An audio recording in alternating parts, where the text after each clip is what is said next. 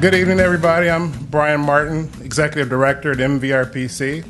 I've been the Executive Director for all of 7 months. It's been my joy to be a resident now of the Miami Valley, to take on this great job with this wonderful staff, and to be a part of the Going Places visioning and planning process.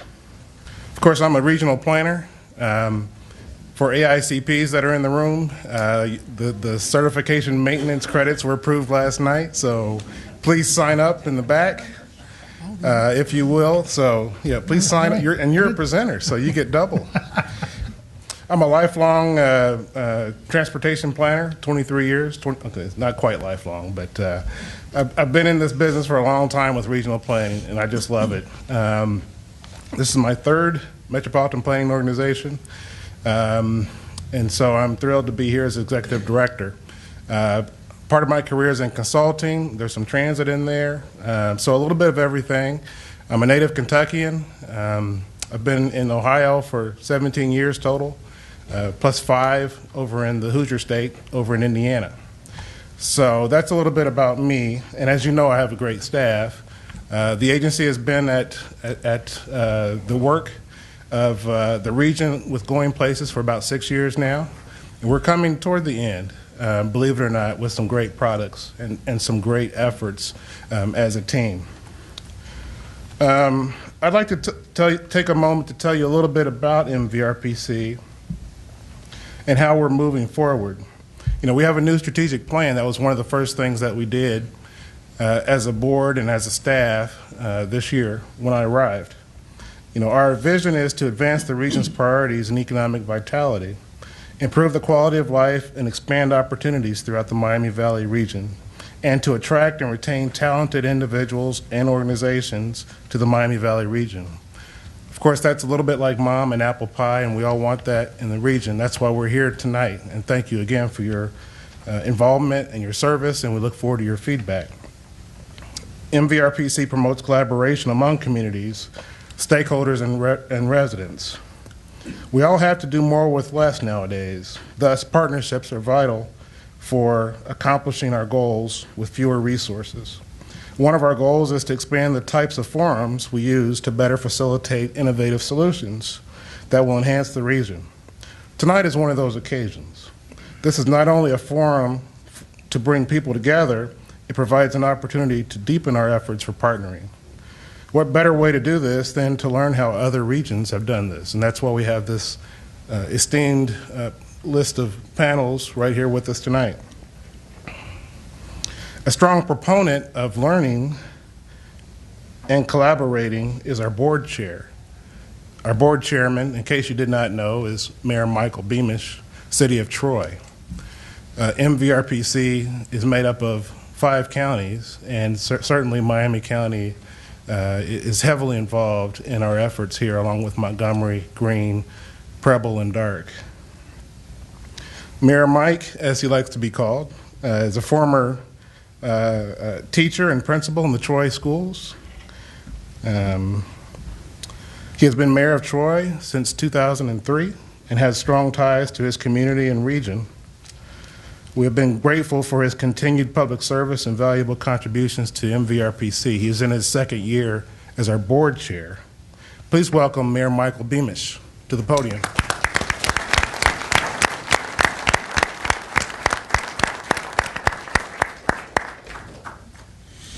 I could use my principal's voice, but we'll use the microphone. First of all, I got to tell you, we've been very blessed to have leadership, Don Spang for many years, and then Brian Martin coming on board. He has really done a wonderful job setting the stage. He has a wonderful team, and I know that's how he looks at it, as an administrative team. Many of them are here tonight, and together they do work very well together. And then I have the opportunity and I'm blessed to have a wonderful executive committee and board. Many of them are here tonight as well. So what it does show is there is, partnerships are very important, not only locally but regionally. And so I would just say to all of you who are gathered here today, welcome. I do appreciate you all attending, and I'm happy to be here to share a little bit of our little background of where we are, where we've been, and where we're going. Before kicking off this esteemed group of people which I had a chance to meet, and I think you're going to enjoy listening to what they have to share today, I wanted to provide you a little background, if you mind, and bear with me a little bit. Tonight's symposium comes out of the Going Places initiative.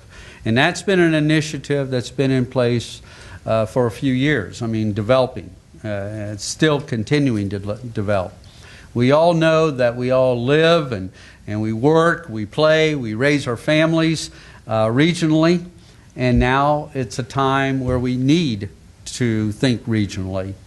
I heard Brian mention, and he's absolutely right, we're asked to do more with less. All of us, all the jurisdictions are. And so it's imperative that wherever possible, we need to work together. And that's where we all benefit. We seek to move the region in order to have each community prosper. To work together and advance this region, Going Places looked at three major questions. Where are we now? That's a logical question. What do we want our region to look like into the future? And then, connecting the dots, how are we going to get there? Here's how we've tried to answer some of those questions. The MVRPC documented where we are now through a number of multiple studies and assessments, and had tremendous community input in that process. So the community members and the businesses, the local governments, and organizations across this region were asked what they want this region to become and to look like. A regional vision was developed based on all that input. Then the third thing I want to share is answering those questions. Then if we do that right, we can develop the resources and the partnerships that will be necessary to move us in a forward-moving direction. Going Places provides us all with two things. It's a forum for all of us to get together and share and work together as a region through participation and collaboration, which is why we're all together tonight. Going Places provides resources for local communities to make those decisions that would have regional impact and perspective. This region is made up of a wonderful and diverse population and unique community. Every community has a little different flavor. And it's not, because of that, it's not without its challenges. But working together, we can achieve. The Miami Valley Regional Planning Commission is looking on how we can build on the regional strengths, not the weaknesses, but those strengths that are critical to both the individual communities and this region as a whole. We are not the only region that sees this as a priority. The symposium provides a platform to learn about how others have strengthened their region through collaboration. And they're with us today. So I thank all of you for joining us and coming and being a part of this symposium. Now I'm pleased to introduce to you your moderator for this symposium, Dr. Jack Dustin. Dr. Dustin is department chair and associate professor at Wright State University.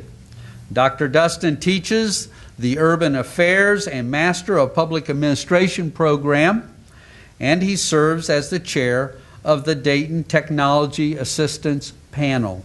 I hope that you all join me in welcoming Dr. Dustin as our moderator.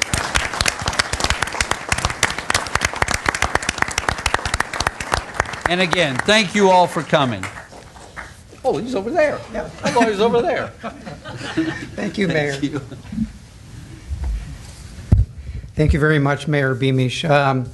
My other role is director of the Center for Urban and Public Affairs, and I think that's how maybe some of you may know me rather than being in a classroom. Our center has probably worked with every single county in our region.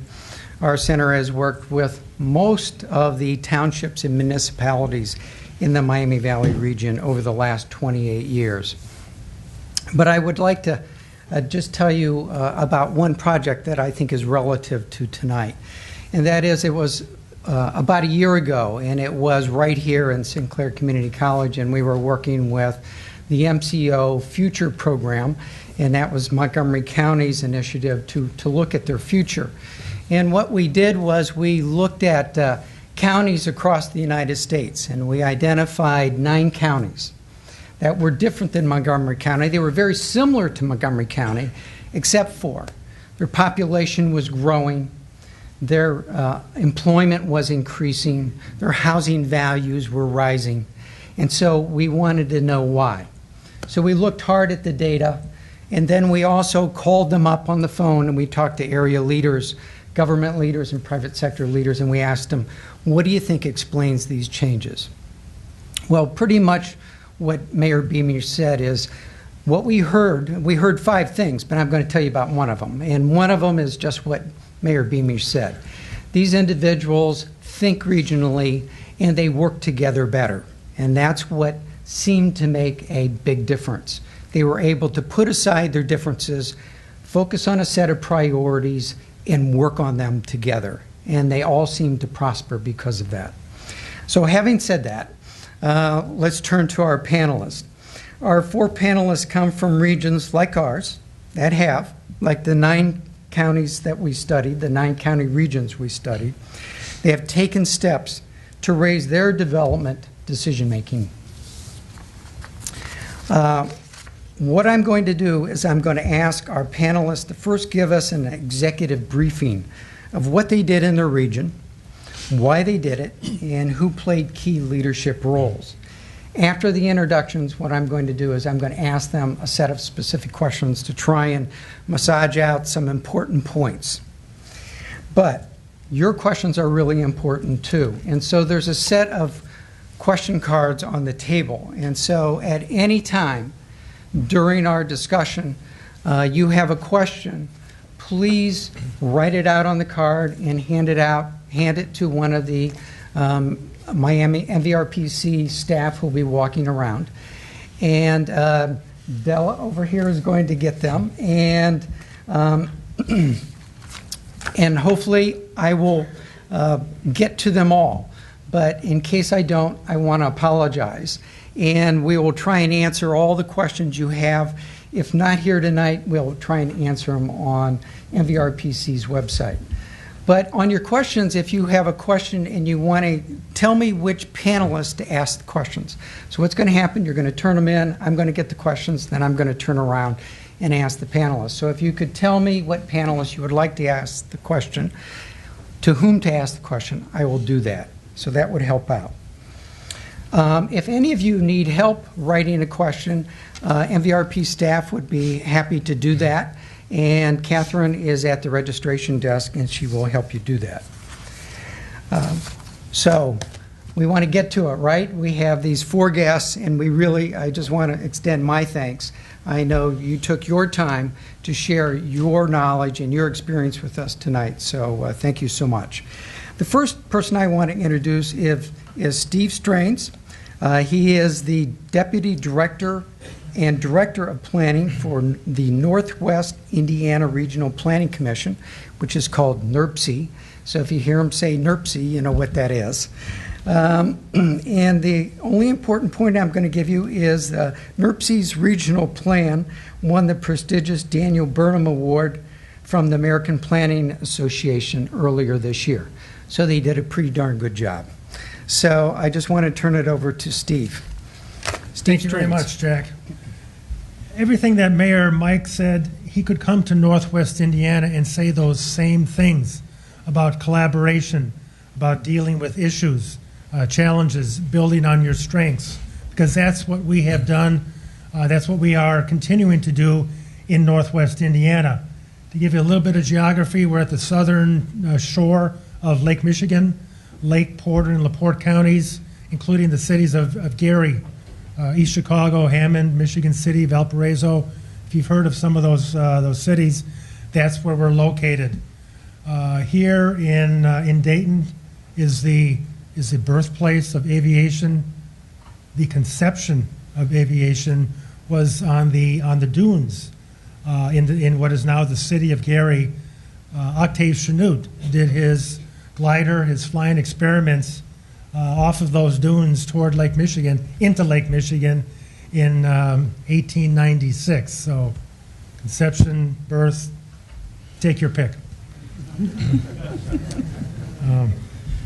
We're a region of comparable size and similar challenges. We still make steel. We've been making steel for over 100 years. And that we're making more steel than ever with many, many fewer people. So our travel patterns have changed. It is more of a service economy now than it was before, where it was strictly manufacturing. All those steel mills along Lake Michigan. We developed a comprehensive regional plan. I would highly recommend that because we know that there is a synergy, there is an intimate relationship between transportation and land use and the environment and economic development. We had prepared transportation plans after transportation plans throughout our 45-year history since the late 1960s, and as a metropolitan planning organization, that's what we were required to do. That's why we originally existed. And a light went on a few years ago, including by some members of the public, to say, NVRPC, don't you get it? Stop just developing transportation plans. And we got it. And we developed a comprehensive regional plan. You can have a copy as you leave of the summary of that plan. We think it reads well. We think it's a good plan and it's implementable. But it was also an excellent process, we think, of pulling lots of people together who hadn't been involved in the planning process before, including many citizens, colleges and universities. We developed a very strong relationship with them, and over the course of 2.5 years, I mean, this takes some time. So be patient. Something good will develop. Those relationships will stay, and they'll become stronger. So stick together, bring more people into this room and in rooms like this. In meetings like this, we had a lot of table discussions, and then we brought those issues and concerns to the greater group through keypad polling. So there was almost an instantaneous look at what people were saying up on the screen just a few minutes later, and that was very gratifying too, to know that people are listened to. So I think as far as an introduction, that's where I'll leave it for now. Thank you so much for coming tonight.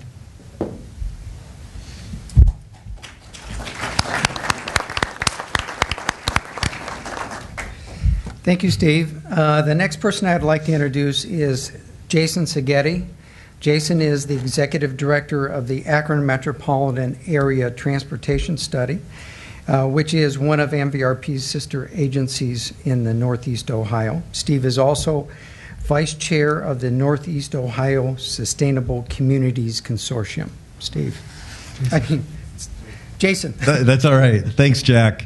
And good evening to all of you. It's a real pleasure to come out and talk to you this evening. I wanted to do 3 things in the brief amount of time here, and I'm sure that some of the follow-up questions might tease out some of the things I was going to mention, but I wanted to give you a little sense of our geographic situation in Northeast Ohio, because I think it's very similar to what you find in the Miami Valley. The second thing was just to talk a little bit about my philosophy of planning and the role that an MPO plays. And then the third thing was to talk a little bit about a couple of initiatives that I've been involved with, and then we'll pass the torch to my esteemed colleague here to my left. Just a little geographic background. We cover Summit and Portage counties, population in our region of about 710,000 people. City of Akron's got a population of 200,000. So it's very similar in a lot of ways in terms of size and, the size of the central city relative to the rest of the region as the Miami Valley is. And similarly, in the context of planning in Greater Akron, we have this place 35 miles to our north called Cleveland, which exerts a large effect on our region, and conversely with commuting. And so in a lot of ways, it is one region. And I'm going to talk a little bit about that in one of the initiatives, the Northeast Ohio Sustainable Communities Consortium. To our south, we have Canton, 20 miles away, and Youngstown, 50 miles to the east. So our whole region has around 4 million people. All those cities are interconnected to one degree or another. Is kind of as far as the philosophy that I bring to planning and the role of an MPO. I think one of our big roles, people always think plans and documents, and those are important, and we're going to talk a lot about those tonight. But I think that also just I see myself and my staff as being a catalyst and empowering people to talk about transportation and other planning issues. And specifically the people I'm referring to are elected officials as well as the public. And so I think in everything we do, we strive to talk to whatever audience we're talking to in a language that they can understand and kind of put ourselves into their shoes. Collaboration is easy to talk about. As you all know, it's sometimes a little bit more difficult to actually do out in the field. I do really believe in the power of networks. I think people working together in today's day and age is not really optional anymore. So another thing that we've really tried to do in our planning efforts is engage on a human level with people one-on-one, not just put out a report or a plan and say, look at our recommendations, but intimately talking to members of the public, elected officials, bringing them together. Social media has been a big part of what we do. It will continue, I think, to grow as one of our priorities. And I really believe also in the idea of, you've all heard the phrase, think globally, act locally. I think in the regional context, think regionally and act locally. So a couple of the initiatives that we've been involved with, we started something called Connecting Communities about 4 years ago at our MPO, and basically we started off with a report on better integrating land use and transportation planning in the region. And as we did that report, there was a lot of interest, and we realized it really wasn't going to be enough, as I mentioned a second ago, to just put that report out and have everyone admire the maps and then kind of walk away from it and wonder why nothing was happening. So like I said, we tried to become a catalyst, and we started a planning grant program where we would give local governments planning grants that our staff would then participate in up close and personal, generally on an issue that involved a nexus between land use and transportation planning. I could talk in detail about that, I'm sure, when we get questions. But as we are kind of learning how to better work with local governments, and we still are, and probably vice versa, this opportunity came along in 2010 to apply for a planning grant under the Department of Housing and Urban Development Sustainable Communities program. And a couple of us in the region, I think, started off interested in the program. We realized, and there was a lot of help from philanthropy, and I think Mike will probably go into some of these details a little bit more, that really in our context of Northeast Ohio, it didn't make sense for just Akron or Cleveland or Canton or Youngstown to individually apply for these grants. So we had the audacity of trying to get 4 MPOs together to put in a joint grant application, as well as a lot of other partners. The philanthropic community was involved, county governments, cities, a couple of universities. There was a real diverse array of partners. Maybe much to our surprise, we received the grant in 2010, and the project actually started in 2011. And I think the story of that project has been one of learning to collaborate both across institutional boundaries, not just MPO to MPO, but MPO to county, county to city, city to philanthropy, all the different relationships that are involved, as well as the thematic matter that we're dealing with. We're looking at housing, land use, the environment, economic development, and transportation. There are a lot of things going on in that project, and I think as we've worked together, we've learned kind of how we should focus our efforts, and there have been wins and also things that I think we would have done differently, which I'm sure we'll cover a little bit later in the program. Just to give you an idea of the scale, 12 counties were part of this planning grant, and I think with that I will be quiet for now and turn things over to Mr. Lyons. Thanks, Jason. In case someone doesn't know, could you tell everyone what an MPO is? Yes, Metropolitan Planning Organization. Okay, thank you. Next, I'd like to introduce Michael Lyons, who is the former mayor of Richland, Ohio. He spent 16 years as an elected official. Mike is with us today because as mayor of a suburban community, he helped create the Northeast Ohio Sustainable Communities Consortium. Mr. Lyons. Thank you. One quick note, it's Richfield rather than Richland. Oh, so I should know. It was it's just a typo. I serve, I'm the former mayor of the village of Richfield.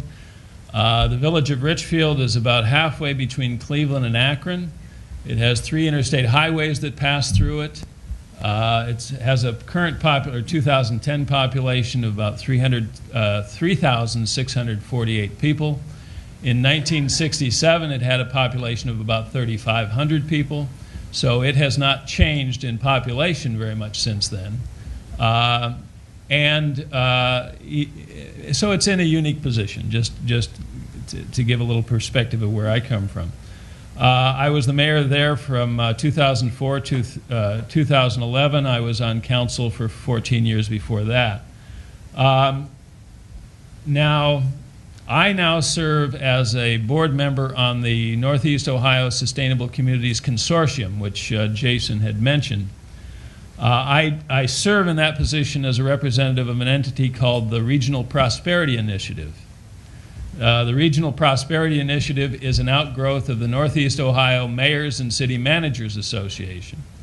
And there's a whole history that goes back to about 2006 of how this RPI, or Regional Prosperity Initiative, was initiated. But briefly, and I'll go back one step before that, these efforts, I think, in Northeast Ohio have been the result of many years of effort and push to think more regionally. In Northeast Ohio, there's a significant community of philanthropic organizations that probably about 12 to 15 years ago decided that their impact would be improved if they collaborated rather than simply operating independently.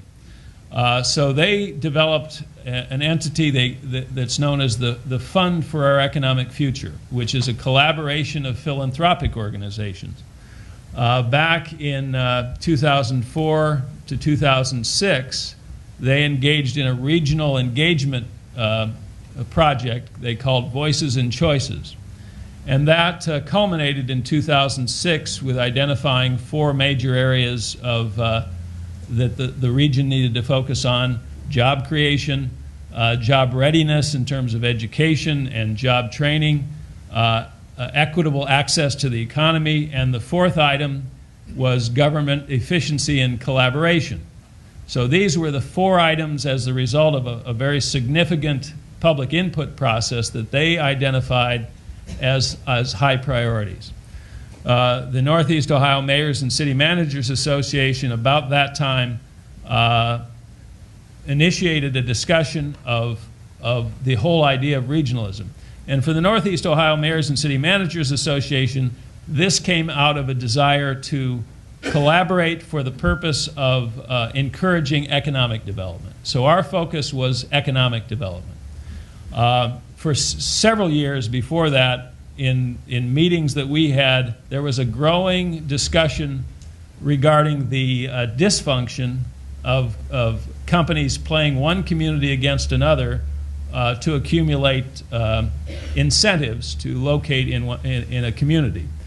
And it didn't seem functional. And it from a free market standpoint, it doesn't necessarily seem functional either.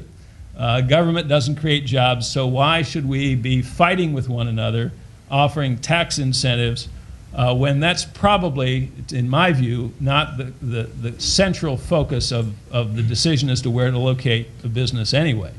So it just seemed if we could find a way to collaborate on regional economic development, we would be better off. And I appreciate the comment that there's a lot of synergy between, the comment was there's a lot of synergy between transportation, land use, and the environment, economic development. There's a synergy between these things. And there's a growing feeling that among communities, there's a synergy that exists if we can cooperate rather than working against each other. So this was what was kind of emerging among the communities.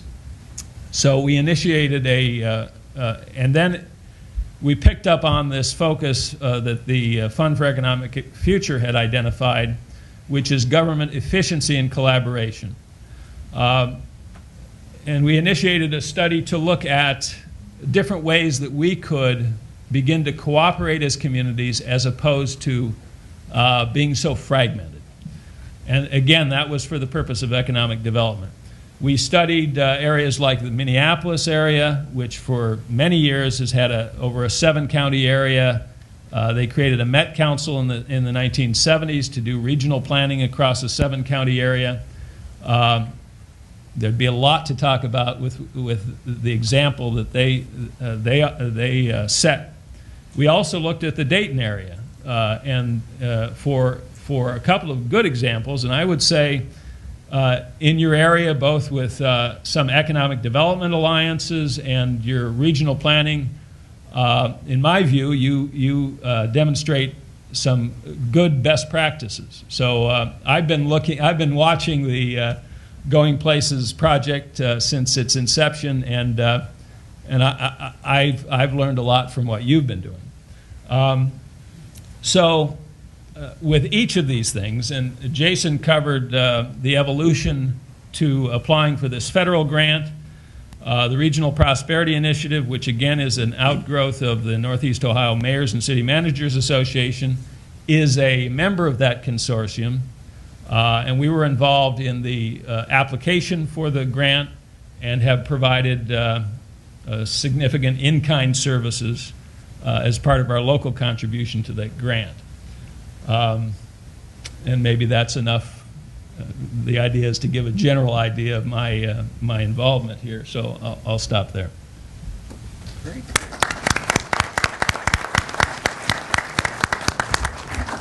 Thank you, Mayor, and I should know it's Richfield. I'm from Akron, so that's really embarrassing. So next I would like to introduce Mary Stagaman, who is the Vice President of the Regional Initiatives for the Cincinnati USA Regional Chamber, and she is the Executive Director of Agenda 360.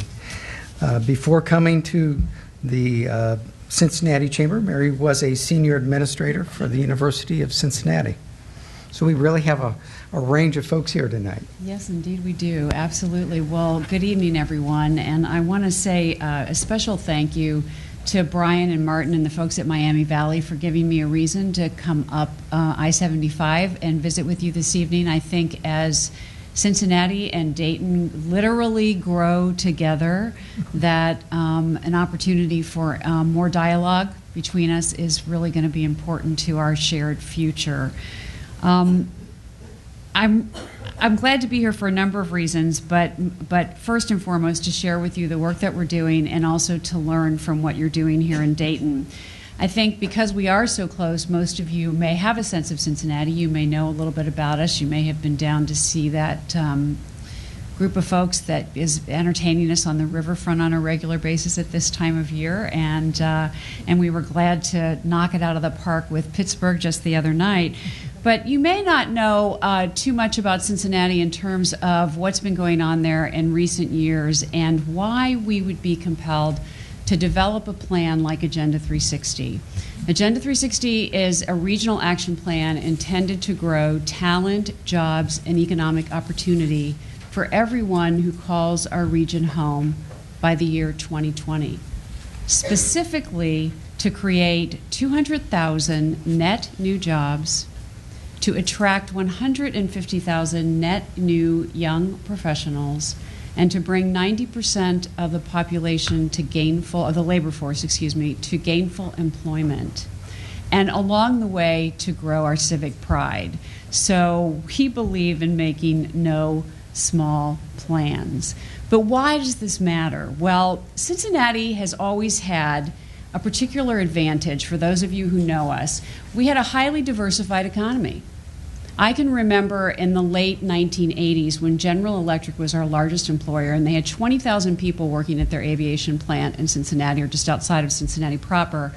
And they downsized under the time of Jack Welch from 20,000 employees to 8,000 in a matter of a very few years. And Cincinnati was able to absorb that with hardly missing a beat because we had such a highly diversified economy. We were not a one-horse town. We were not dependent on one single employer for the strength of our economy. You know, we need only look a little bit to the east to see what happened to Pittsburgh when the steel mills all shut down to know that that diversified economy provided us with a really nice cushion in times of downturn in the U.S. economy and helped us ride the wave when things were looking up as well. Well, in about 2006 or 7, what we started to notice is that things were slowing down. And that indeed that traditional sort of benefit that we'd had was no longer protecting us from changes in the economy. And this was pre-recession. We realized that our local economy was not growing at the same rate that the U.S. economy was moving, and we thought that was cause for concern. And so if you know anything about us as a region, we're one of great complexity. I think that we all share that to some extent, but Cincinnati is part of a 3-state region. So geography and boundaries are very important to us. Those 3-state regions have 15 counties, more than 300 jurisdictions, and 2.1 million people. So the complexity of the work that we do is magnified by the geography, the history, the culture, and all of the things that come into a region that represents 3 states and all those people. So Agenda 360 was our answer to this question of what do we do about the fact that the traditional protections that we've had as a regional economy don't seem to be working anymore. And we looked around the country and we saw, for instance, in Boston, where they had been very successful over a period of 10 years in bringing an economy like many of the northeastern older cities, and bringing an economy back from the brink and strengthening it and making it better. We came back from Boston and looked just across the river to northern Kentucky and our colleagues there and realized that they had been doing strategic planning for the region and really looking at what was important and what we needed to do to strengthen the economy for a couple of decades. So we swallowed our Cincinnati pride a little bit and said, we want to look and work with you to build a plan that will become more regional in scope and that will help us start to strengthen the economy over time.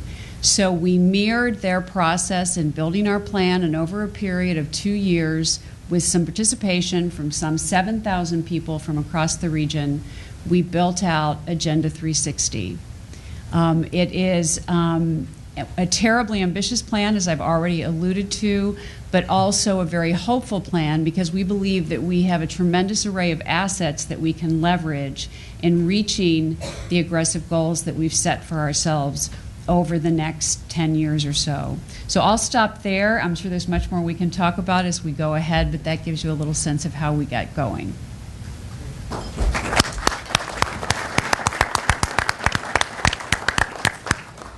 Thanks, Mary, and thanks everyone for giving us a snapshot of what you've been doing in your region. What I'd like to begin with is trying to go down maybe a little deeper into your region and ask you a question about whether there were any triggers that caused you, and let me just lay it out a little bit differently. I've been here for almost 25 years, and we've been talking about regionalism for 25 years.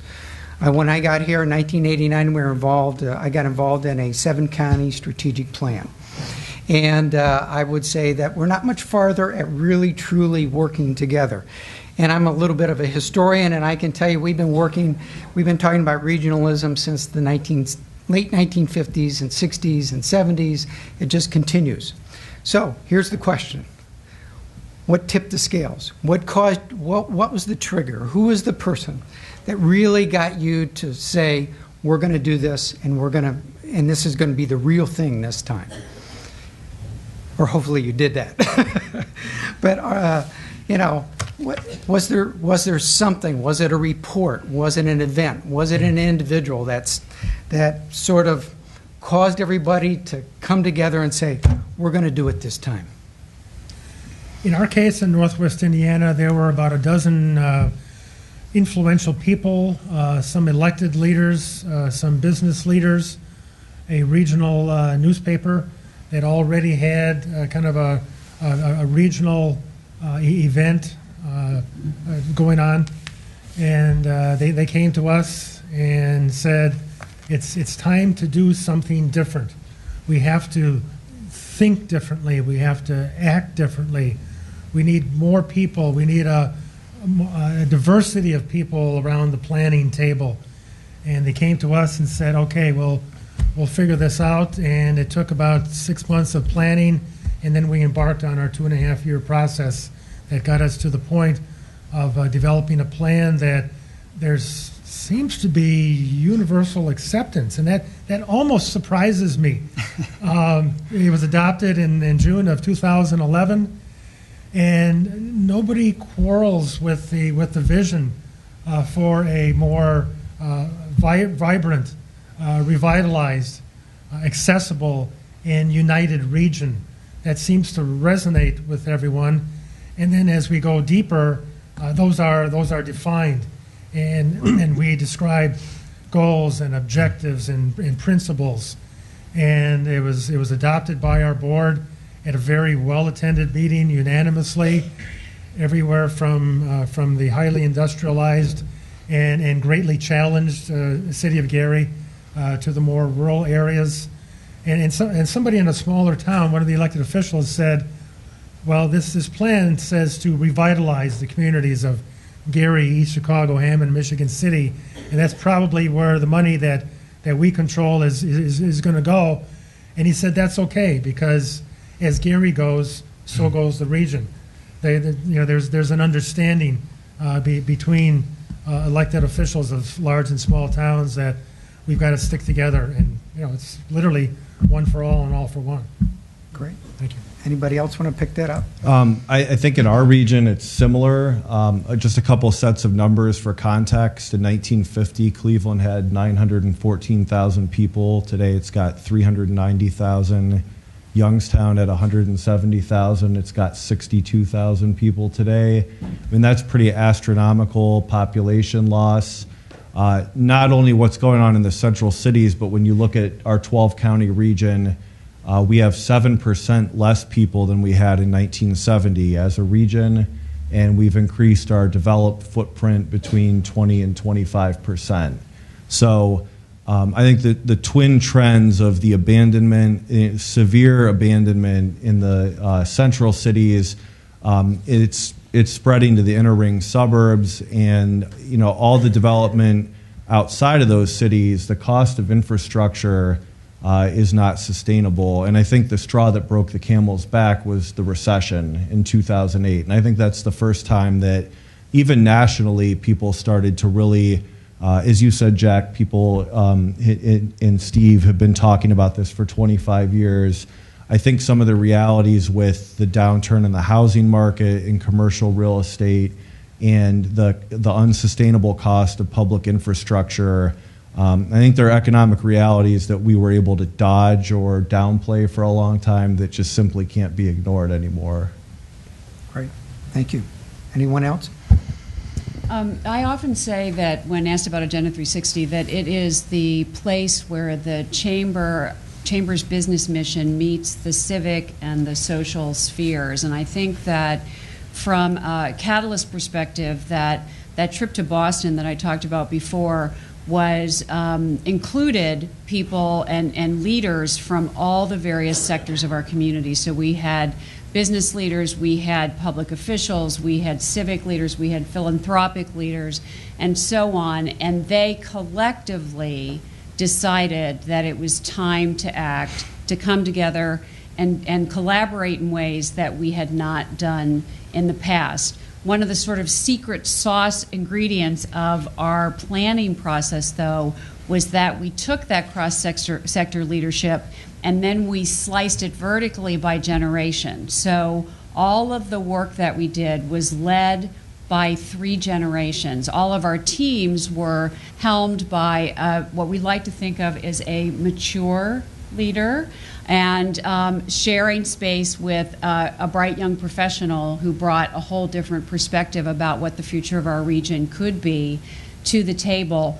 The entire process was led by a midlife professional, a young professional, and one of our most revered seniors who worked together to make sure that the plan really was reflective of the complete community and not just a single set of interest. Okay. Let's talk about barriers, and Mary kind of did put her finger on it really well, but I'd still like to ask the question. Were there barriers or opposition to the development of the plan? Let me give you just some examples. How did you reconcile the priorities of so many public and private entities? Or how did you reconcile the sort of many personalities that are out there in this, always people trying to settle scores of you beat me on this one, I'm going to get the next one. Or just how did you communicate to individuals who maybe did not grasp the importance, who did not go to Boston with you, how important this is and why you got to do it now. And there's always compromises, why we need to compromise, why we need to reconcile our differences and work together better. Anybody can. Start from the left. Well, it's already been said, I think, but we all know, I think you're here because you know this, that we rise and fall as regions today. When we're competing in a global economy, we cannot stay in our respective neighborhoods and believe that nothing bad will happen as long as we stay, within those walls.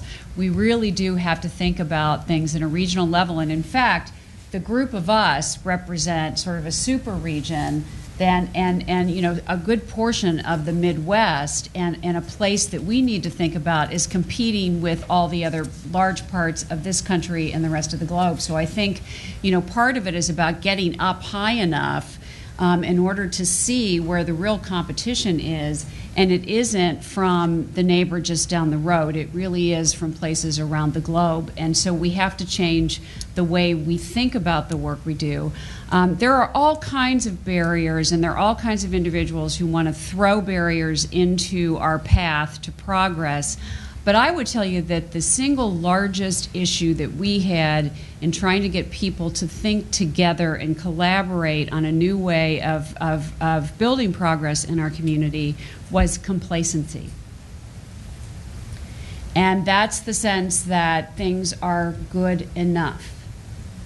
And we live in a region where there are an awful lot of people who are able to say, even post-recession, that things are good enough for me. But 30% of my population lives in poverty by the definition which we use, which is a different one than the feds use since they haven't changed theirs in decades. But there's that sense that, well, my life is okay. Why do I need to worry about anything else. And so for me, the thing we fight most often is that sense that where's the urgency? Where's the challenge? And yet, if we don't rise to the challenge, I think we run the risk of being in the also ran and forever being, sort of a second-tier city, a second-tier region that we sometimes get called. So we're not about that. We're about rising to first tier, and we're about moving people past the complacency of being just good enough. Great. Thank you.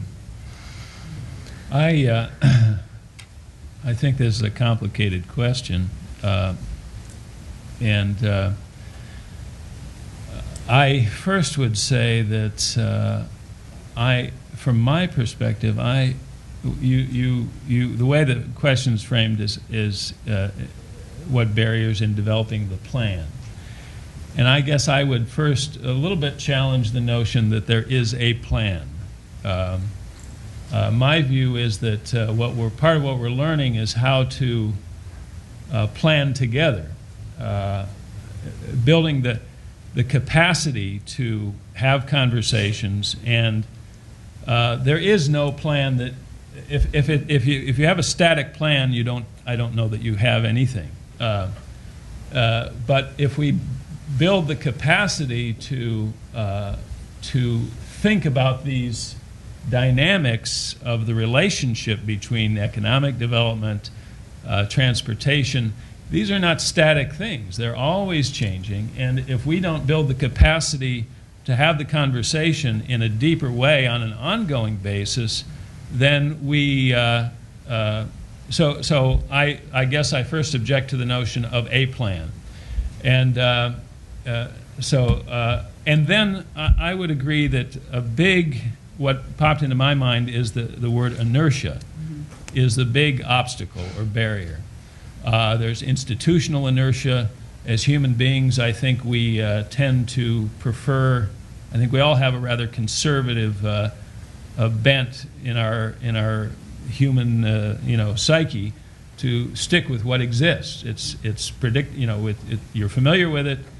Institutionally, with planning organizations, there's a bit of a tendency to stick with, well, this is what we've done, in the past. My mission isn't necessarily to do that, so I'm going to stay within the, prescribed definition of my organization. And there's a whole host of these incremental elements of inertia that prevent us from making progress. I think that's a big obstacle. I think Mike did a good job of capturing a lot of that for our region. What I might just add to that is, in some of the statistics that I threw out earlier, there are incredibly complicated cause and effect relationships for why, for example, those cities lost all those people, why our region has kind of sprawled out without growing as a region. I think one of the barriers is even just agreeing on which questions to ask, or you're trying to unravel some of the most complicated interactions of economy, infrastructure, local government. I'm not sure that quantum physics is any more complicated than that. And we're dealing with people, so it's even more of a wild card who are certainly quantum. I think also the dialogue on planning issues in general and economic development, we set ourselves up for a lot of false choices. City versus suburb, I think, is one of those. I reject that really as a choice, that we even have to make. I think when you're talking about the region, you're talking about both, but it's very easy to get sidetracked onto all, and it's like you can almost see people going into their predetermined roles. So I think, as Mike said, being able to work together and even just get to the place where you can find common ground so you can even, say, develop a plan is a challenge. And I think just one other thing to add on that, the problems are big, many of them, and so I think there's always a temptation to come up with a big solution, like a grand strategy and a plan. And I mean, I'm a very strategic person, so I definitely believe in grand strategies, but I don't think there's any harm in also doing small things and doing them well, because I think if you don't do small things, you get into a position where people can talk about everything in the abstract, and it's very easy to just lose hope, and I don't think we can afford to do that. Thank you. We didn't have any barriers, but we had some difficulties, and I'll name 4 of them for you. Just with regard to the planning process, we didn't really have enough resources to begin with to truly develop a comprehensive regional plan, but we found the resources. We found sponsors. We tapped some local and regional foundations, so that was of value. Our local planners, and we've got 41 cities and towns in 3 counties. The communities that have planners said, regional land use planning, you're going to do what? We're going to step on their toes. And so that took some discussion as to, no, we don't control land use decisions. You do. But what we can do is provide some information, some best practices, and do some things that maybe you're not able to do individually. So we were fine and after that, and they also helped us hone this document and make sure the recommendations weren't too strong about getting into their local planning territory. Something that we were not able to resolve was keeping our steering committee together. We had a group of 50 people. They were carefully chosen, talked to them all. They were willing to engage in this process. We said it's not a forever job, but it's gonna take some time. And consistently we had maybe 20, 25 people at a meeting, not 50. You never get everybody. So there were some people that fairly quickly fell off the process and didn't really come back for whatever reason. Another one that we didn't truly resolve was we had some detractors that said you need to reach out deeper and harder into the environmental justice community, minority and low income. You're not really listening to them. And so we tried, and with some moderate success, but not altogether. So we had our difficulties and overcame some of them. Okay. Thank you very much. Well, this one's a little bit different. How you doing so far? Have you made successes? Are there some successes you can identify? How do you know you're making progress? How's it going in terms of the implementation? One of our ways of implementing our plan in terms of revitalization is something called livable communities. And you define a livable community just like you would define a really nice neighborhood. What does that mean to you? What's a livable community? Well, we're literally working with each one of the cities and towns to define their areas, what they would call their livable centers. What part of their community is safe and walkable and has jobs close to residences and is transit friendly, is bicycle friendly, is pedestrian friendly. What makes up a good neighborhood, and we're defining that with communities, and they're saying, well, we never thought of our downtown, we never thought of our neighborhood in quite that way. So, thanks for helping us think harder about our plan, about our process. And once we define those, literally on a map within those livable centers, they will become eligible for a grant program that we're putting together to make them even more livable. So that's one way. Okay, thank you. I think one of the successes that I've been involved with, this is more, I guess, pertaining to the Metropolitan Planning Organization that I direct, AMATS. I mentioned earlier about doing small things and trying to do them well. We started a program called Bike and Brainstorm about a year ago where the premise is it's a public meeting. We go out, we actually ride the streets with both public officials and with members of the public. We just did one about 2 weeks ago, and we got 70 people there. And a lot of you probably deal with public meetings. You usually don't get 70 people at a meeting unless they're very unhappy. And they've been a great experience. Not that they in and of themselves are going to change our region or address the massive population loss I talked about, but they've been very positive. We get the last one, we had a city of about 26,000 in our region. The mayor came out. He actually rode. He talked to the residents. They got to talk to him. That was one of the things I mentioned, that we kind of try to be a catalyst for bringing people together. I think with the larger project, Mike will probably talk a little bit more about it, but I think one of the things that has been a success is that we are learning as we go along to plan together. And even though there's been a lot of hurdles, and as you can imagine with 12 counties and all the different topics I mentioned, and all the different, I think we have 33 people on our board at the Northeast Ohio Sustainable Communities Consortium. There are a lot of different points of view on even what we should be doing. The clock is ticking. The grant runs out December 31st, so we are in the mode where we are agreed on what we're doing now, whether we wanted to be or not. But learning, all the different people that are around the table, the different backgrounds they come from, whether they come from philanthropy or government or otherwise, just building those relationships and getting to know people, I think for whatever phase 2 of the effort becomes, that's going to be really valuable.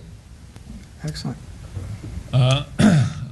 Focusing on the Northeast Ohio Sustainable Communities Consortium, this has been a 3-year project. The federal grant goes for 3 years. When we began, we really began from scratch. So as some people like to say, we were flying the airplane and building it at the same time. So a fair amount of our time has been kind of trying to pull ourselves up by our bootstraps in terms of conceiving of our project. I think it's different from the project here, the regional planning project here, and the one that's been discussed, because those were more an outgrowth of a process within your organization. This was a grant to bring together 4 MPOs. The consortium members are probably about 8 counties, 6 to 8 of the counties: City of Cleveland, City of Akron, City of Youngstown. I'm not sure if, I think the City of Warren, some of the major cities in the region. So it was bringing all of them together. So some of the challenges of pulling them together to work collaboratively has been very challenging. So it's quite different from what I think Miami Valley and the project that's being discussed are. Now, we are at the stage of finalizing a scenario planning process that will give us something of a plan for where we think we want to go in terms of land use and a bit of a roadmap. We also intend to put together a dashboard to measure over time progress in these areas, a set of best practices to assist local communities, a set of policy recommendations that are relevant to the scenario planning that we've done, and then a set of pilot projects for implementation. So where we're at is at the end of that process to put together those pieces.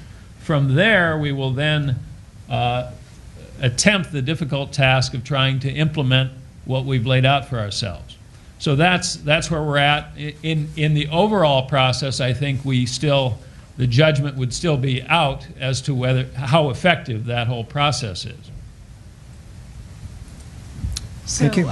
Jack, you asked, how's it going? And I think, one of our big disappointments to date actually relates to what Michael was talking about, which is that we too mounted an effort to win one of the Sustainable Communities Regional Planning Grants for the Cincinnati region. And we scored very well, but we were not successful. And there's a huge effort, as you know, that goes into putting that together in the first place. But I would say that the good news about it is that even though we didn't get any money coming out of Washington to help us with this work, it did two very important things. One that Steve alluded to, which is it helped us think about how to bring people to the table who traditionally are left out of the conversation, how to make sure that all the voices in the community are considered when we're making choices and decisions that affect everyone in the community. And we've built some structures that I think are going to be very helpful to us over time in making sure that those voices get heard. The second one is that our MPO, which is the Ohio, Kentucky, Indiana Regional Council of Governments, which represents an 8-county area at the core of our region, I believe has, they've always done great work, but I think through the Sustainable Communities process and the fact that we and others sort of inserted ourselves into that discussion from the very beginning, it opened them up to some new ways of collaborating. And please understand, I'm not saying they weren't collaborative to begin with, but I think I've seen greater collaboration from them and also a broadening of their role, so that if you looked at where their strategic regional policy plan is today as compared to where it might have been in the past, certainly there's still a great emphasis on transportation because they are the flow through for all of the federal dollars we receive for transportation, but there are things like neighborhoods and a lot of other things that are considered in that plan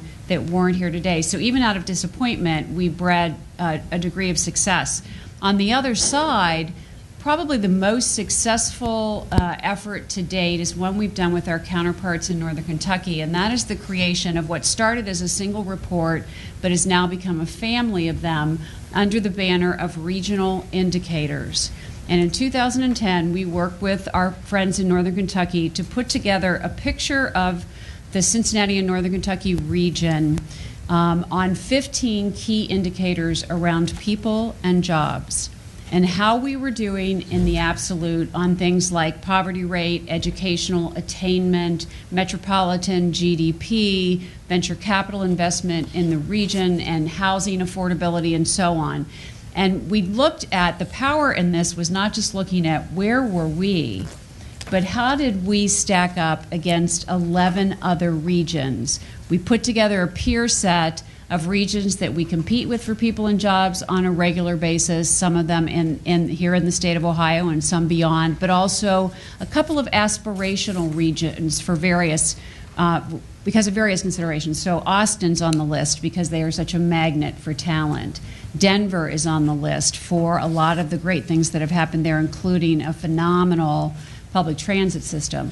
But it was in the power of the report was in that comparison, because when we released it, we told everybody quite publicly that our region ranked 10th out of 12 regions. 10th out of 12. A number of board members of the chamber said, what are we doing? We can't put this out into the public sphere. This is really bad news. And we said, no, wait a minute. This is not bad news. It's not good news or bad news. It is a measurement of a point in time and where we are, and it gives us a very clear sense of where we need to go. And it has been extremely powerful in breeding change in the region. And just one example is that the numbers in venture capital, which we used as a leading indicator of the amount of innovation in the region, showed that we were behind the national average by about 5 times. We were well below the peer region average. We were left in Cleveland's dust because there was huge investment there in the 3 years that we were looking at, and we were 8 times behind Pittsburgh, where they have figured out how to do innovation and build an ecosystem for it. So since that report was released, Cincinnati got serious about innovation.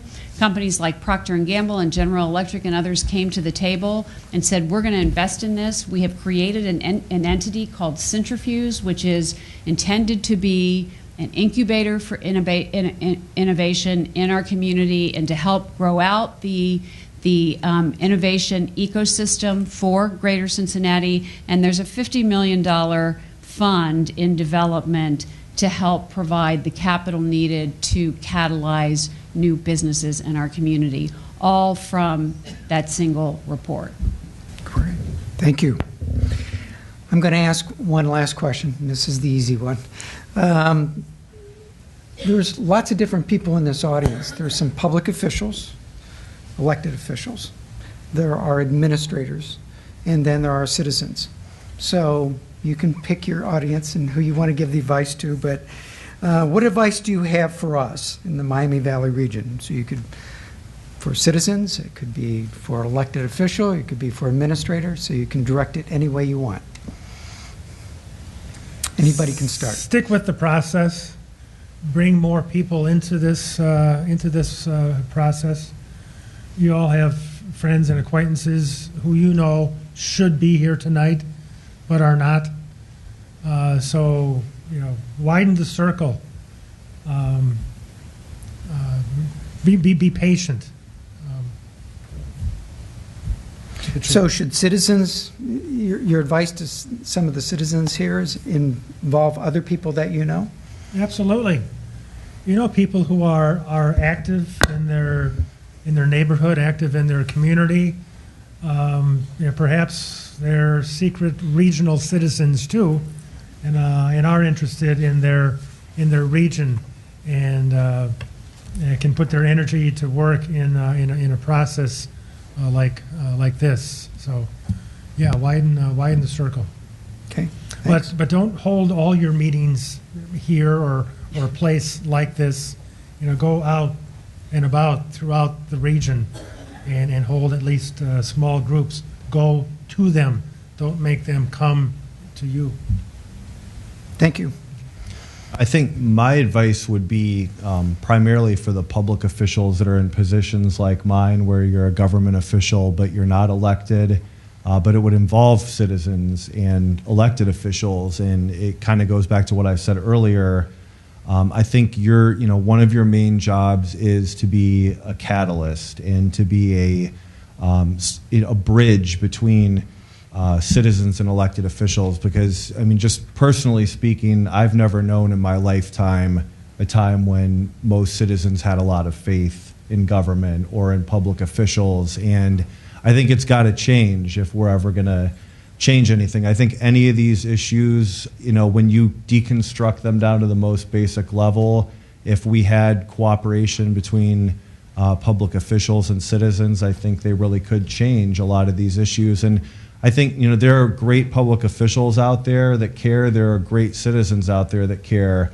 I'm sure we could all give examples maybe of those on both sides that don't, but I don't think that's productive to worry about that part. I think bringing the groups together, treating people with respect, looking at networks, viewing people as more of a horizontal continuum with different roles rather than a vertical hierarchy of, I'm the public official and you're just a mere citizen. I don't think that works at all. So, and I'm confident we can change it. I think it has to change. Thank you.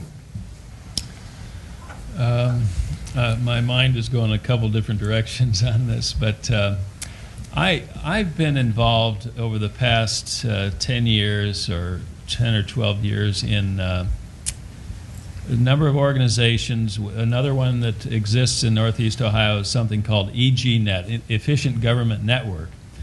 And it's 2 years since I've been mayor, but I for some reason keep going to these meetings.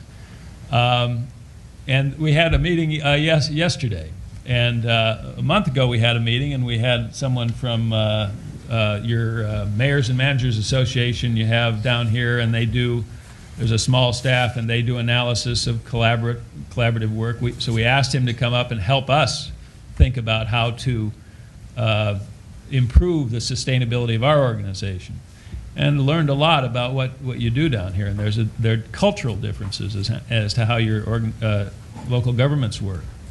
But I think based upon, and then we had another group yesterday speak to us from Geauga and Lake County up where we're at. And they're using a couple of the school systems have these regional organizations that help with collaboration in the school districts.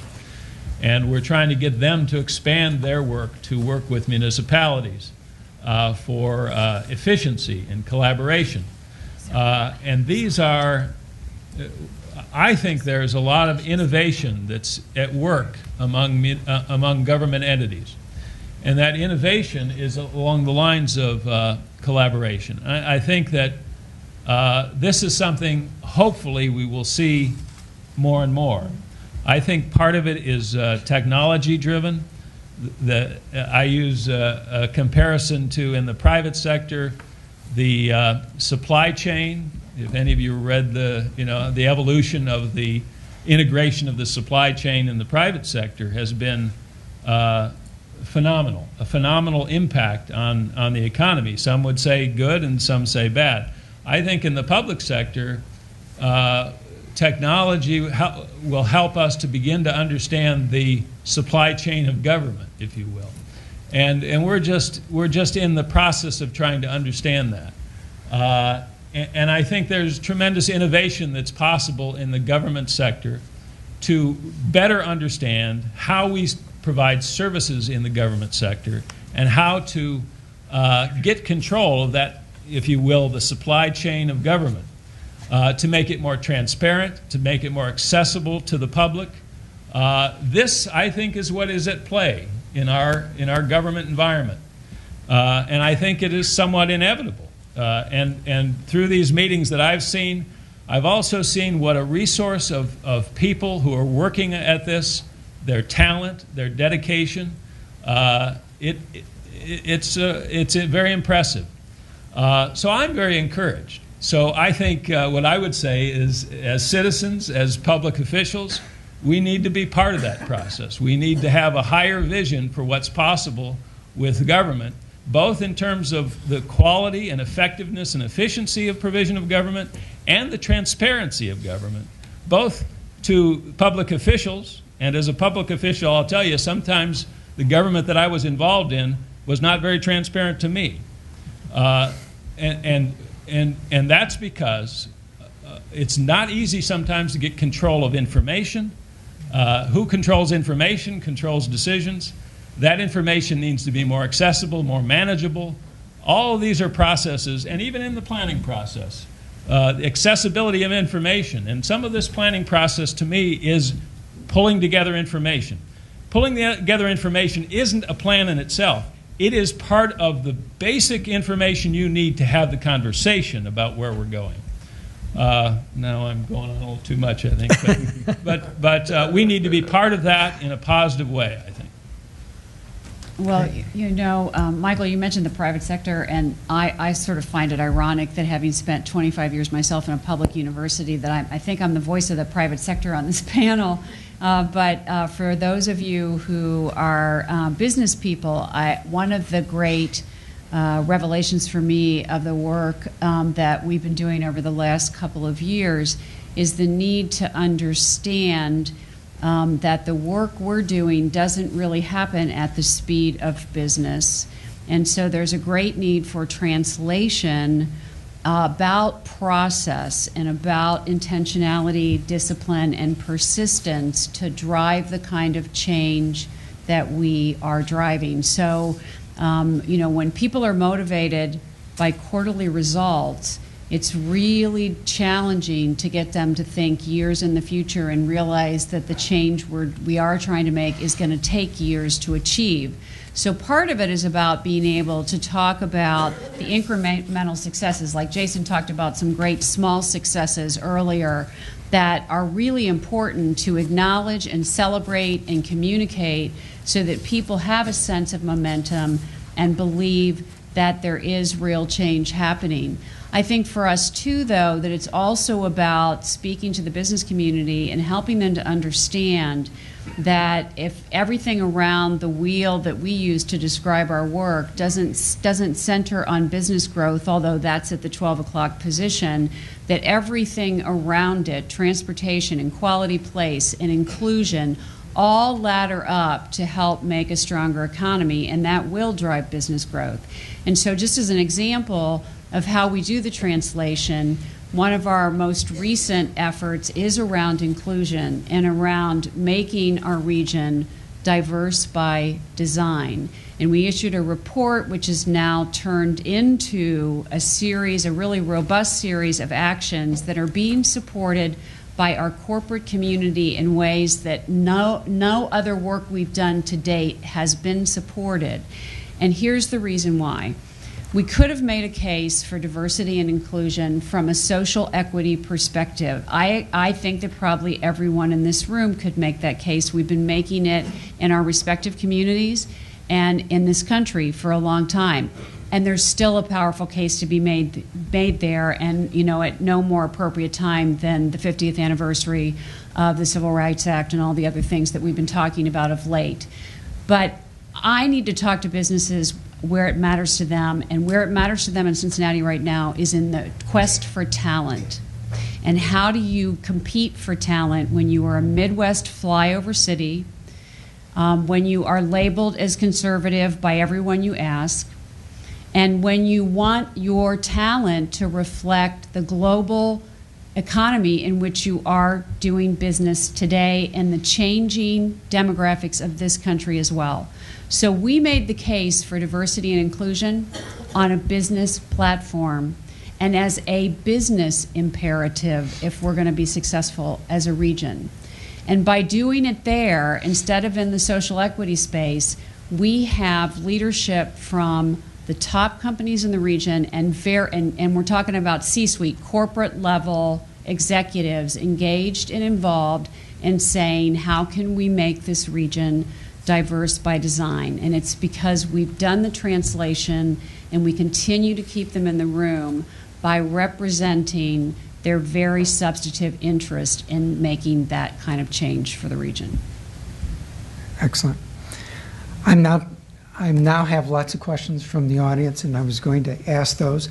And Mary, you had just really addressed this question, but I'm going to ask it again, and if there's anything else you'd like to say about it, please do. It says, how have you dealt with, addressed the problems that come with concentrated areas of poverty? So I think It's a great question, and we, just very quickly, I should be really clear that I think Jason also earlier talked about the role of these organizations as catalysts. We're a convener, a facilitator, a catalyst, a collaborator.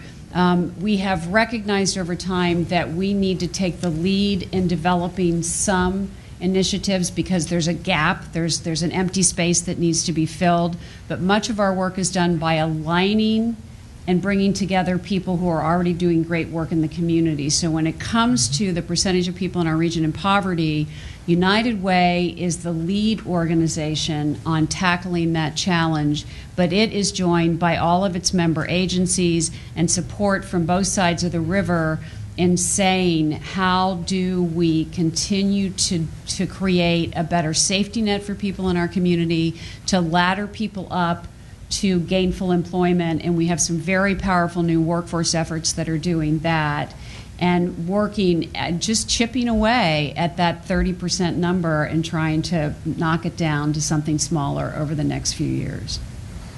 I just want to say, in the research we did with the 9 counties that were doing better, not one of them had an answer about poverty.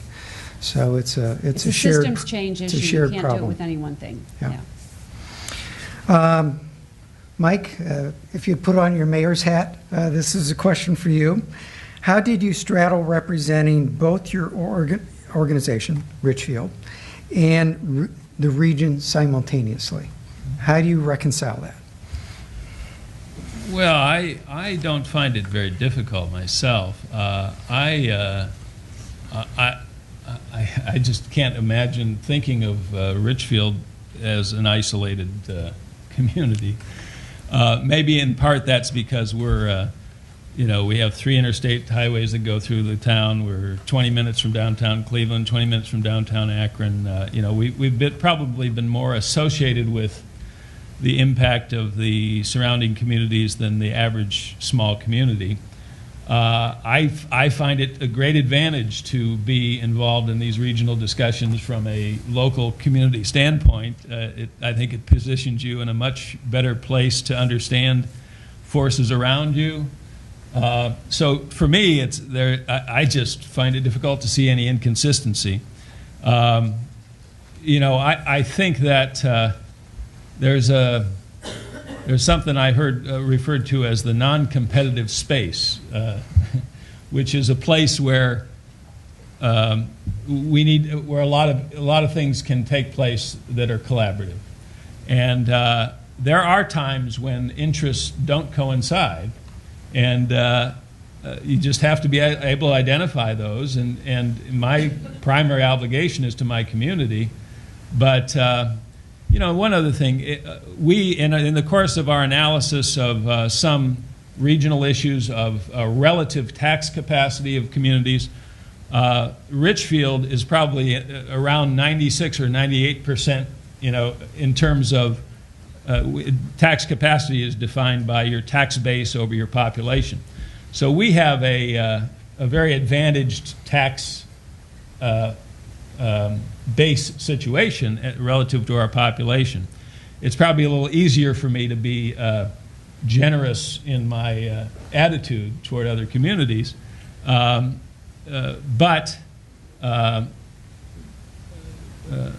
so I've said enough. I just don't see an inconsistency. Okay. This question's for Jason. And either it is how you have been doing it or how you will do it in the future, but how do you maintain momentum for your initiative, the Northeast Ohio Initiative? It's a great question. I think for the things that we're doing at the Metropolitan Planning Organization level, it's a little bit easier because it's a smaller scale. Some of the smaller projects I mentioned earlier, those are easy ways, I think, to maintain momentum in some of the social media work that we've done. Because I think letting people know what you're doing and opening yourself up, I think as you should as a public official, to either having them praise or criticize what you're doing is really important. I think on the larger 12-county project, the Northeast Ohio Sustainable Communities Consortium, I've actually been, Mike could let you know if he feels differently, but I've actually been very impressed with, because there has been this period of a little bit at the beginning, especially building the organization, which is necessary but not all that fun. A lot of committee meetings about who's on the board, what are we doing, et cetera. And there's a lot of our momentum, I think, was spent doing that. I've actually been really impressed by how many people are still sitting around that table because I think it's been important work. I wouldn't necessarily call it really fun work right now.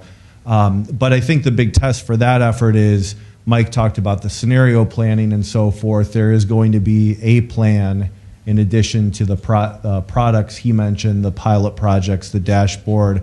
Right now, the board's having a big discussion. What is the future of the organization? Do we continue as some sort of an ad hoc group? Do we continue to have a staff? If so, where do we get money to pay that staff?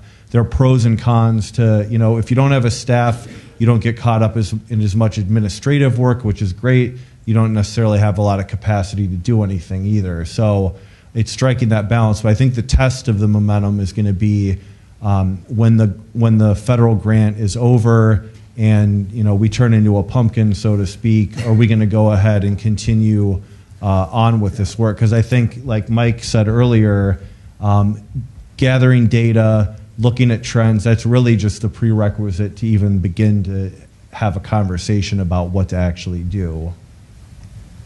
Thank you. Steve, this question has to do with how you manage property rights and land use plans. And so it seems pretty like easy. We don't control land use Okay. at the Regional Planning Commission. We can only, we're the Regional Suggestion Commission when it comes to local planning and development and making decisions. So we really don't get into that issue. Okay. Well, have you seen local communities alter their land use plans due to your suggestions or due to, so to speak, your goals that comes out of NVRPC? I don't know of any specific actions except that the planners, plan commissions are starting to think differently, at least some of them. They're thinking regionally, or they're thinking of their neighborhoods in a way they hadn't thought of them before. Not that there's going to be a lot of money to be had for this initiative that we have about livable communities, but there may be some that say, well, we'd like a $50,000 planning grant. So maybe there's something in it for us. But it was only adopted 2 years ago, so moving our region in a different direction and implementation is so key, so important to this, and we're only chipping away at that a little bit at a time. So I haven't seen any large differences, any movements, except some thinking. There's kind of a buzz about this plan. People are referring to it more, and we can't take credit for a lot of things that are implemented in keeping with the plan, but when we see anything, we're keeping track of that. We're monitoring things. So there's some changes going on. Okay, thank you.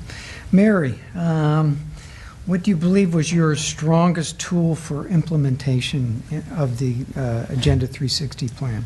Oh, that's a great question, and actually I think that our primary tool for implementation differs from the sort of the disciplines of planning and public administration that we've been talking about a lot tonight. We have adopted, along with a number of other organizations in our region, what we think is a very powerful framework for social change that was first observed through the work of Strive, the Cradle to Career educational network that was created in Cincinnati a few years ago and is now being replicated in more than 100 markets around the country. This is about making sure that every child is prepared for school, is reading at grade level by grade 3, gets through high school and goes on to college into a career. So the way they do their work was very carefully thought out and borrowed from a lot of different disciplines, including Six Sigma and its emphasis on data and measurement.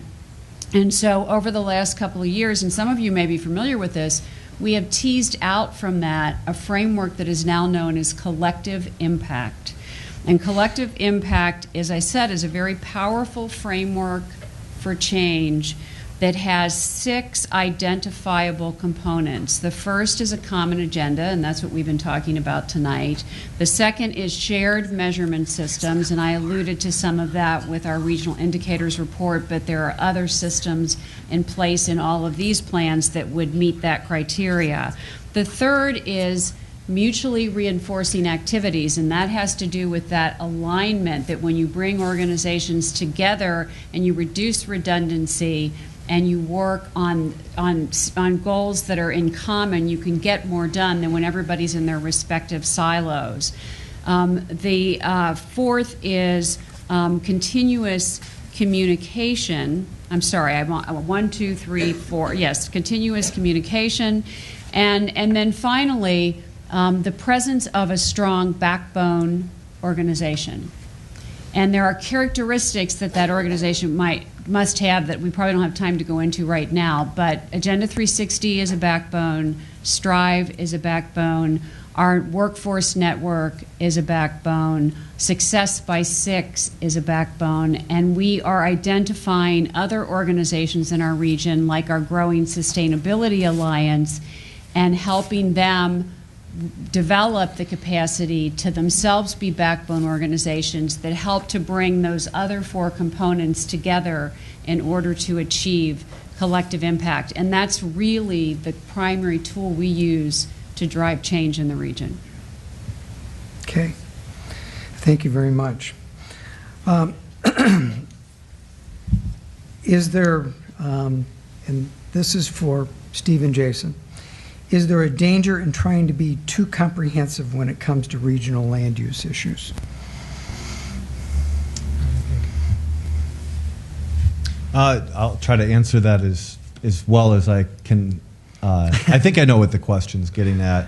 I think for a lot of the reasons Steve mentioned, I mean, land use issues are local.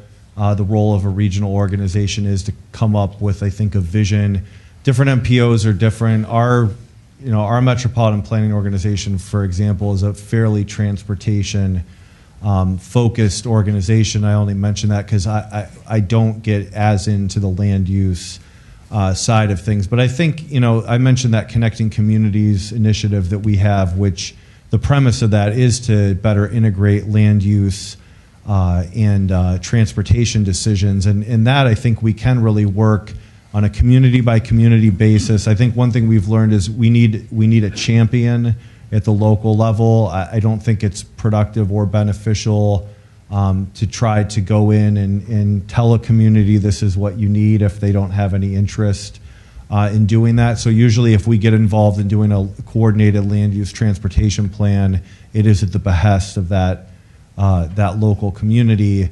I think the other thing that I would say there is a lot of the land use issues, I think it's easy to get in. I mean, another false choice in my mind is that local governments control all the land use. I mean, that's true in a way. They have zoning codes and subdivision regulations, but within that parameter, it's a private sector issue. The private sector will follow the zoning code and the subdivision regulations, but there's a lot of freedom within that in most communities, and even more importantly, the government doesn't build buildings, build houses, and I think a great untapped partner at the table, if you will, in talking about, especially when you get into issues of residential development, outside of the core of your region, or commercial development.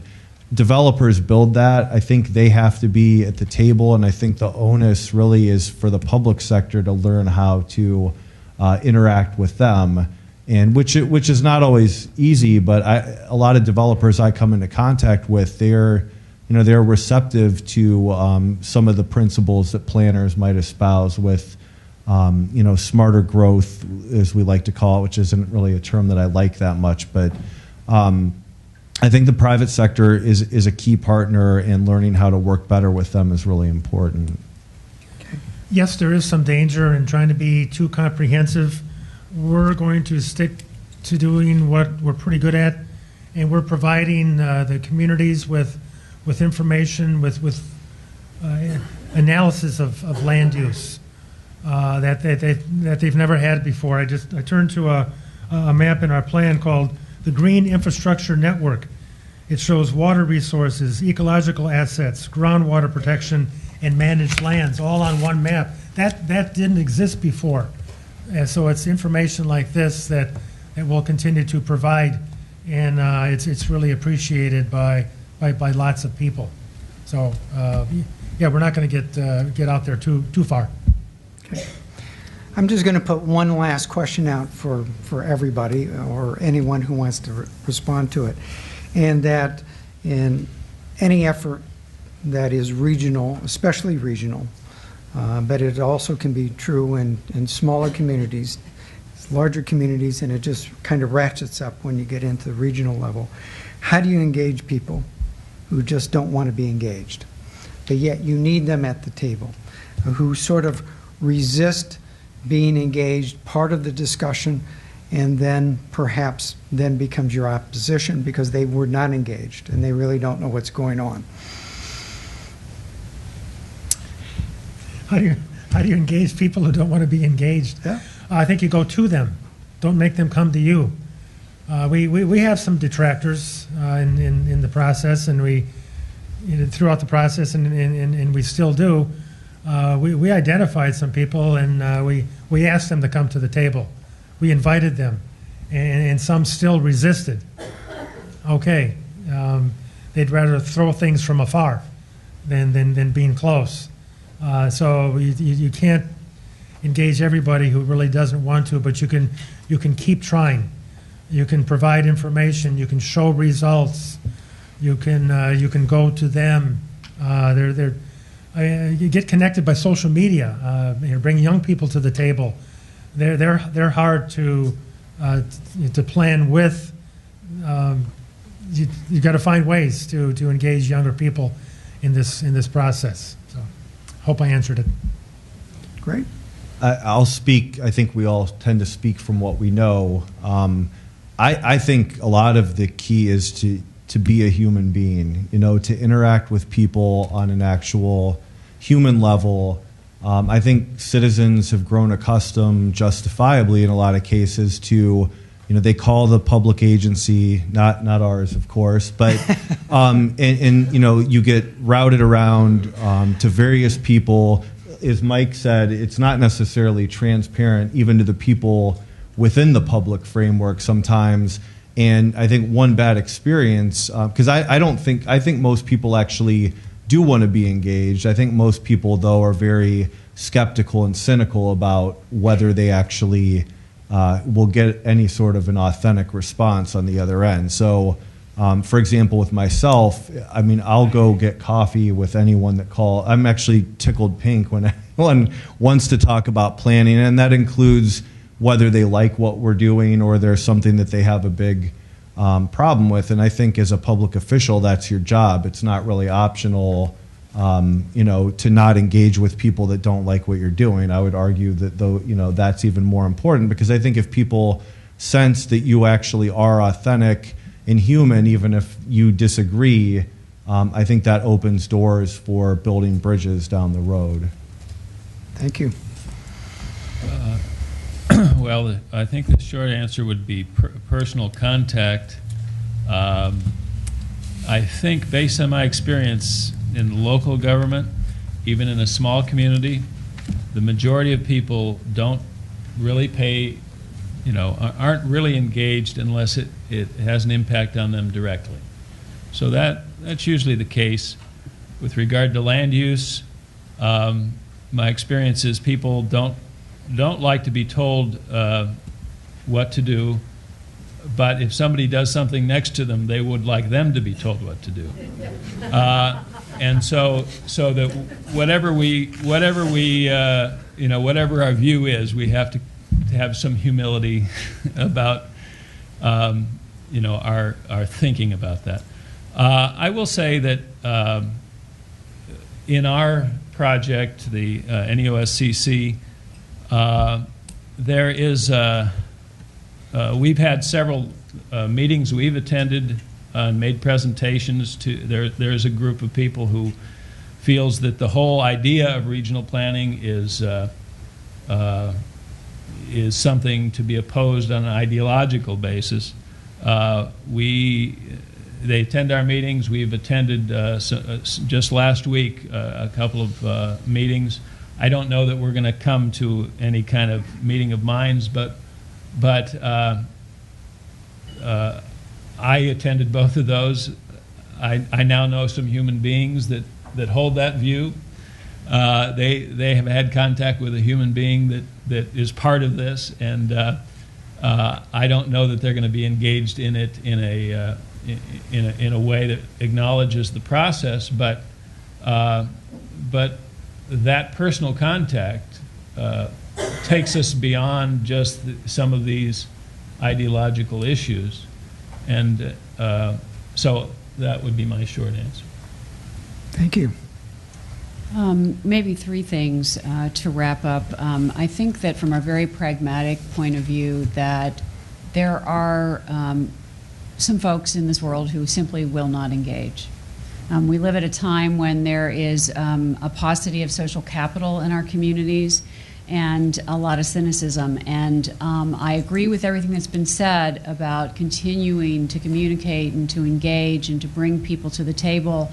But if we waited until we got everybody there, we would get nothing done. And so there is a part of me that says sometimes you just have to say, maybe they'll catch up with this when they see all the great things that are happening. It occurs to me that you live in the home of the Kettering Foundation, which knows a thing or two about bringing people to the table and engaging voices that are typically not part of a conversation. And if you're not already utilizing that resource, that's a tremendous resource that you can tap right here in Dayton. And then finally, just sort of responding to Jason's comment, which I thought was really important, about speaking and engaging with your critics, maybe on some days first and foremost. The three most powerful words in the English language from my book are, "Tell me more." Great. Thank you very much. That concludes the question and answer, and I just want to thank everybody. I learned a lot from what you had to say today. So let's all give them a applause. Thank you. And I'm going to turn everything over to the director. All right. Again, thanks everybody for coming out tonight. Thanks to our wonderful panel. Thank you, Jack, for all the work that you did with facilitating. I've got 4 points, and then I'll let you go. If this topic speaks to you, if you really enjoyed the conversation is going on here locally. Please get plugged in. In fact, the next meeting is on October 10th of the Going Places Initiative. We welcome, we urge guests to participate and to get involved in the process. The second thing is we've got a stack of comment cards still to deal with and resolve, and we'll put those on our website. We'll get answers from the panelists, through email. We'll certainly get your question answered as best as we can.